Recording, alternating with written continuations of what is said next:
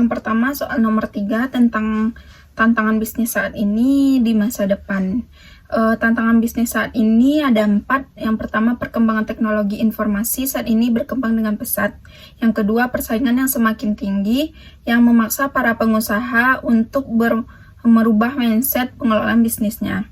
Yang ketiga, pemenuhan kepuasan pelanggan target utama dalam berkelanjutan bisnis. Yang keempat, peningkatan kualitas dalam setiap aspek bisnis.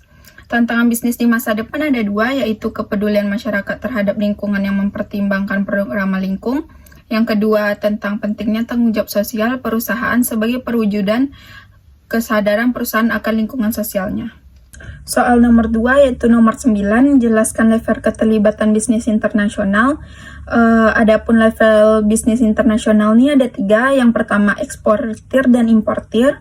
Eksportir adalah perusahaan yang mendistribusikan dan menjual produk-produk kepada satu atau lebih negara asing. Sedangkan importir membeli produk-produk di pasar luar negeri dengan tujuan menjual kembali ke negaranya. Yang kedua, perusahaan internasional. Setelah perusahaan mendapatkan pengalaman dan berhasil sebagai eksportir dan importir, mereka dapat berpindah level keterlibatan berikutnya sebagai perusahaan internasional.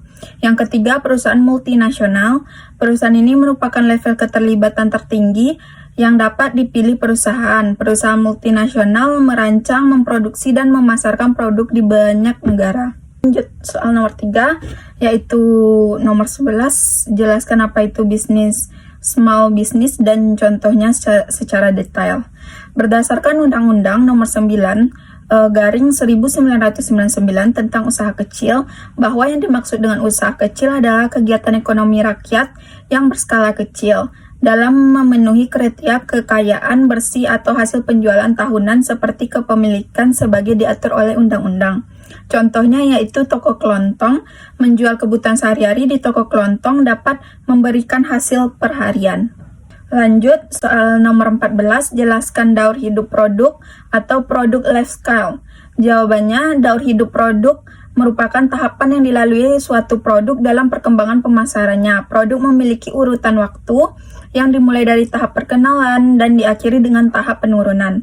Yang pertama, tahap perkenalan, yaitu produk baru dikenalkan kepada konsumen. Yang kedua, tahapan pertumbuhan, yaitu tahapan ini dikenakan jumlah penjualan semakin besar. Hal ini karena meningkatnya jumlah permintaan. Yang ketiga, tahap kedewasaan. Pada tahap ini, tambahan jumlah permintaan semakin berkurang, demikian juga pertambahan labanya.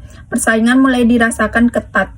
Yang keempat, tahap kemunduran. Pada tahap ini, jumlah permintaan produk sudah tidak ada, bahkan berangsur-angsur semakin berkurang. Konsumen mulai kurang memerlukan produk ini lagi. Yang terakhir soal nomor 18, fungsi 5 kekuatan persaingan yang dikembangkan oleh Michael E. Porter.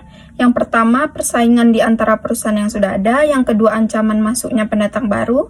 Yang ketiga, masuknya produk substitusi. Yang keempat, kekuatan tawar pemasok. Yang kelima, kekuatan tawar pembeli.